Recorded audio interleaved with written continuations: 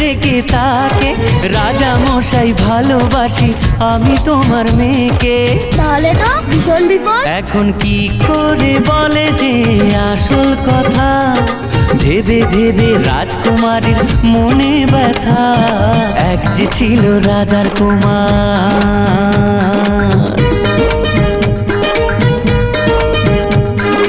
ওদিকে সেই অন্য দেশে রাজার কুমার এসে বিয়ের কথা বলতে এলো হবু জামাই বেশে। মনের দুঃখে শ্রাবণ এলো রাজকুমারীর চোখে।